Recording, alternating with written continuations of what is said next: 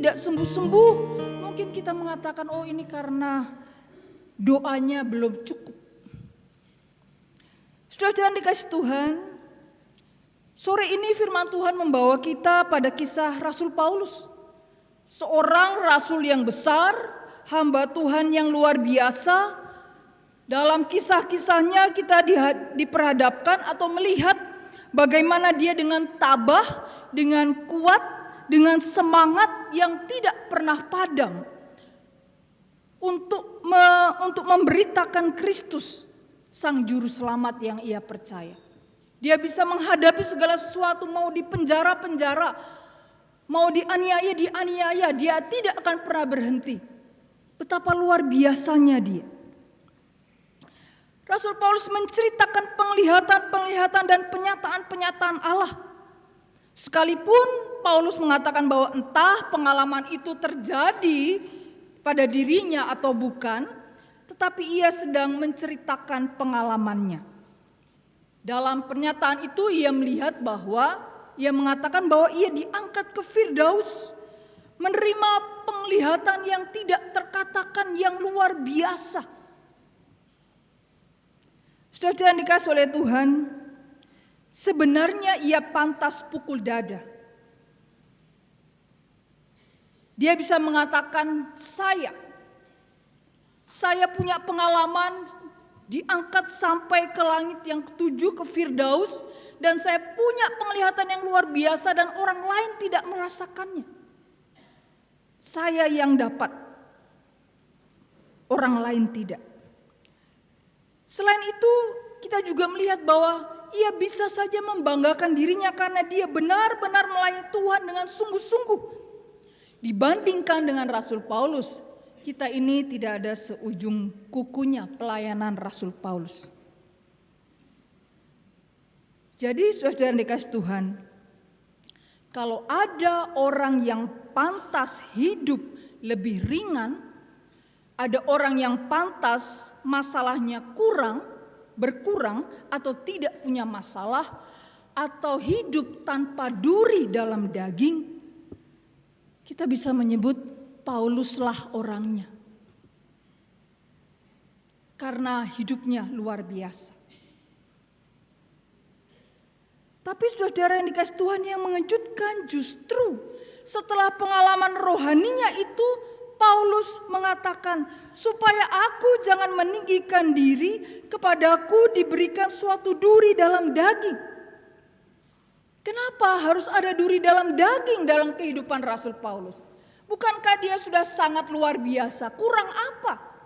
Kalau saja Rasul Paulus yang begitu luar biasa dalam hidupnya, memberi diri luar biasa, punya relasi yang dengan Tuhan dengan sangat luar biasa, tetapi kok dia masih mengalami kesusahan yang dia sebut sebagai duri dalam daging. Kalau dia seperti itu, lalu bagaimana dengan kita? Mengapa orang seperti Paulus yang sangat dekat dengan Tuhan masih hidup dengan duri dalam daging? Saudara yang dikasihi Tuhan, Rasul Paulus tidak menyebutkan duri dalam dagingnya itu apa. Bisa jadi karena ia sakit fisik ada dalam tubuhnya. Mungkin juga karena tekanan batinnya. Mungkin juga persoalan relasinya dengan banyak orang. Karena ia tidak hanya dicintai oleh banyak orang, tetapi juga ia dimusuhi oleh banyak orang. Mungkin kelemahan yang terus menghantui dirinya. Alkitab sengaja tidak merincikannya supaya setiap kita bisa berkata, mungkin duri dalam diri Paulus itu mirip dengan duri dalam diri kita. Yang jelas, duri itu menyakitkan. Duri itu mengganggu dan melemahkan. Duri dalam daging bisa berbentuk orang bagi kehidupan kita. Duri dalam daging itu bisa berbentuk masalah yang tidak pernah selesai dalam kehidupan kita. Duri itu bisa juga sakit, penyakit yang terus menyakiti hati, mengganggu pikiran dan menyusahkan kehidupan kita. Kita semua ingin hilang. Kita semua ingin supaya duri-duri dalam daging yang mengganggu kehidupan kita itu hilang. Tetapi ternyata sulit untuk dihilangkan. Mungkin kita bisa baik-baik saja, tetapi ternyata orang lain terus-menerus menyakiti hati kita dan dia tidak pernah membuat kita bisa hidup damai. Kita ingin keadaan itu hilang, tetapi ternyata sulit. Bahkan bisa jadi kita menjadi frustasi dengan keadaan yang kita anggap menyulitkan hidup kita. Lalu kita merasa, ya sudahlah, mau bagaimana lagi? Kita tidak punya semangat hidup lagi, tidak berharap lagi, karena memang rasanya tidak mungkin ada sesuatu lagi yang baik, yang membuat duri itu keluar dari diri kita. Saudara yang dikasih Tuhan, dalam keadaan duri dalam dagingnya itu, yang pasti membuat Rasul Paulus terganggu juga dalam pelayanannya. Rasul Paulus juga terganggu dalam kehidupan setiap harinya. Dalam keadaan seperti itu Paulus sendiri tidak menjadi orang yang sudahlah, begitu sah. Tetapi firman Tuhan mengatakan bahwa ia berdoa bukan hanya sekali, bukan hanya sambil lalu mengatakan, Tuhan tolong supaya duri dalam daging ini keluar. Tuhan supaya saya damai sejahtera, karena kalau duri ini tidak keluar, bagaimana pelayanan saya? Kan Tuhan sendiri yang rugi kalau pelayanan saya terganggu. Jadi tolong Tuhan angkat sudah kesusahan-kesusahan hidup saya. Bagaimana saya bisa berdoa? Bagaimana saya bisa bersyukur kepada Tuhan kalau duri dalam daging ini, dalam diri kita, dalam hati kita ini masih terus ada. Kan yang rugi Tuhan. Bisa saja Rasul Paulus berkata demikian. Dalam bacaan kita melihat dia mengatakan, sudah 3 kali aku selalu meminta dengan sungguh kepada Tuhan yang mengungkapkan ketekunannya berdoa. Namun Tuhan tidak berkata, baik Paulus, aku angkat durimu ya. Tuhan juga tidak berkata, tenang, ini hanya sementara saja, tidak apa-apa, kamu susah-susah sekarang. Tenang, tidak apa-apa, ini hanya ujian saja. Tuhan tidak berkata demikian. Saudara yang dikasih Tuhan, jawaban Tuhan sangat sederhana. Tetapi jawaban itu terasa sangat menyakitkan. Bagaimana ketika Rasul Paulus berdoa dengan sungguh, Tuhan tolong supaya duri ini lalu daripadaku. Supaya duri ini tercabut dan hilang. Tetapi tentu Rasul Paulus mengharapkan jawaban, baik, saya hilangkan. Karena kamu sudah sangat setia, karena kamu sudah begitu rajin, karena kamu begitu luar biasa melayaniku, begitu serius, begitu mencurahkan hati untukku. Saya cabut. Allah justru berkata, cukuplah anugerahku bagimu. Artinya duri itu tetap ada. Saudara yang dikasih Tuhan, bayangkan kekecewaan Rasul Paulus. Bayangkan pergumulan batinnya. Tidak dituliskan di sini. Tetapi kalau kita rasakan apa yang dirasakan oleh Rasul Paulus, bisa jadi Rasul Paulus mengatakan, lalu buat apa saya begitu setia kepada Tuhan, percaya kepada Tuhan, berharap kepada Tuhan, kalau kesulitan ini masih tetap ada. Bahkan Tuhan mengatakan cukup, begitu saja. Saudara yang dikasih Tuhan, bukankah ini juga pengalaman kita? Sudah berdoa bertahun-tahun, tetapi penyakit itu tetap ada. Sudah berusaha hidup benar, berdamai dengan orang lain, tetapi masalah keluarga tidak kunjung selesai juga. Bahkan tambah lagi tambah lagi. Lalu kita mau hidup bagaimana lagi? Kurang benar apa lagi? Sudah setia melayani, tetapi dalam pelayanan itu justru kita mengalami kelelahan luar biasa. Kita justru mengalami luka yang luar biasa. Bahkan justru menjadi pertengkaran, penolakan. Saudara dikasih Tuhan, di titik inilah iman kita sering menjadi goyah. Tidak usah lagi berdoa, percuma saja. Tidak usah lagi hidup benar, percuma saja. Tidak usah melayani lagi, percuma saja. Saudara dikasih Tuhan, dalam pergumulan seperti ini, bukan karena kita tidak percaya bahwa Tuhan sanggup menghapuskannya, tetapi sesungguhnya karena kita tidak mengerti mengapa Tuhan tidak bertindak seperti yang kita harapkan.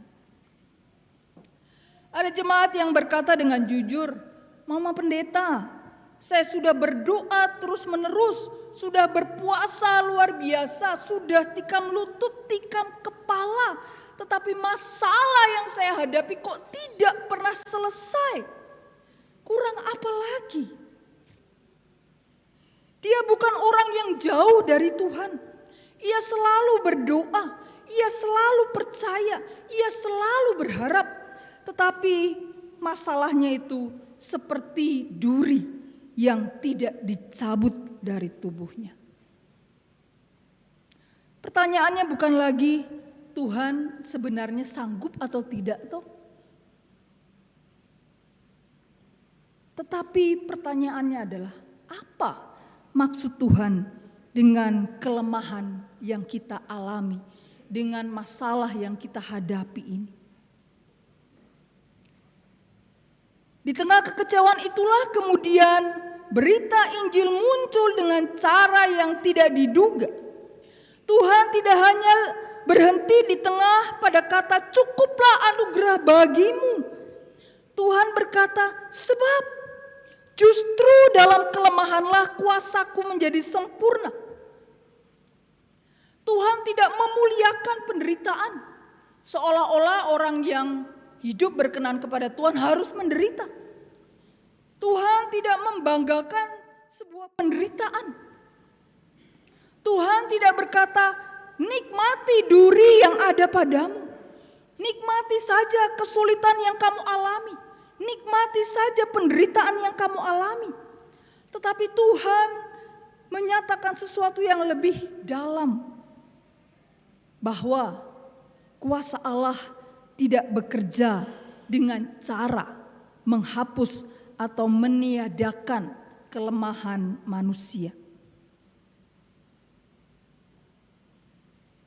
Kuasa Allah justru bekerja melalui kelemahan kita. Inilah yang kemudian juga menjadi titik balik iman Rasul Paulus. Masalahnya bukan pada durinya, melainkan cara ia melihat dirinya sendiri. Selama ini kita berpikir Tuhan bekerja kalau kita kuat. Ternyata Injil atau firman Tuhan berkata, Tuhan bekerja justru ketika kita mengaku lemah. Anugerah Tuhan bukan cadangan darurat ketika kita gagal. Berkat dari Tuhan tidak kita tunggu ketika kita ada dalam kesulitan-kesulitan. Ingat Dia ketika kita mengalami kesulitan. Tetapi anugerah Tuhan merupakan fondasi hidup orang percaya. Percaya bahwa anugerah itu Tuhan berikan kepada kita. Saudara yang dikasih Tuhan, setelah mendengar firman Tuhan itu sikap Paulus berubah total dari yang mengatakan, aku sudah 3 kali minta supaya Tuhan angkat semuanya ini. Ia berubah dan dia mengatakan, aku lebih suka bermegah atas kelemahanku. Supaya dalam kelemahanku itulah kuasa Kristus turun menaungi aku. Ini bukan sikap putus asa. Ini adalah kebebasan yang dialami dan diambil oleh Rasul Paulus. Rasul Paulus menemukan kebenaran.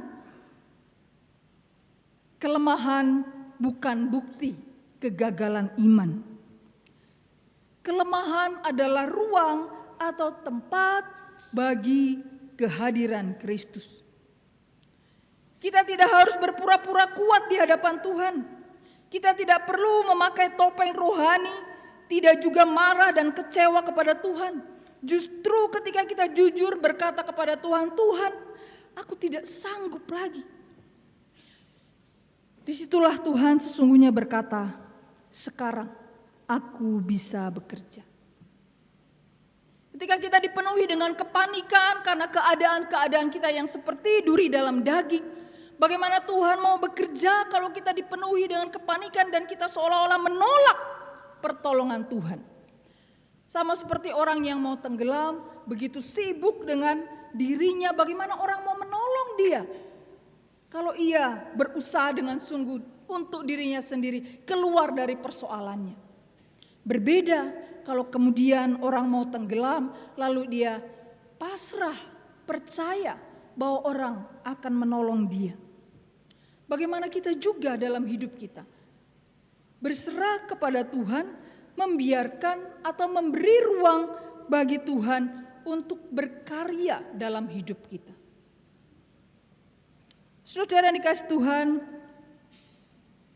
dalam perjalanan iman Rasul Paulus yang disampaikan, apa pengaruhnya bagi kehidupan kita? Saudara yang dikasihi Tuhan, hal yang pertama, kita belajar menjadi orang-orang yang rendah hati. Kita jadilah orang-orang yang tidak membanggakan kekuatan diri sendiri. Tidak juga membanggakan kekuatan rohani, sehingga pengalaman-pengalaman rohani kita membuat kita merasa kita lebih daripada yang lain. Paulus kalau mau sombong, dia sombong, bisa sombong. Tetapi ia memilih tidak menyombongkan diri. Pengalaman-pengalaman pribadi berjumpa dengan Kristus baik, tetapi tidak kemudian membuat kita menjadi orang yang tinggi hati. Yang kedua, kita juga patut belajar jujur di hadapan Tuhan dan sesama.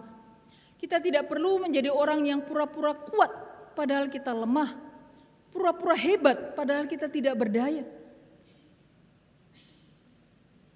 Jujur satu dengan yang lain.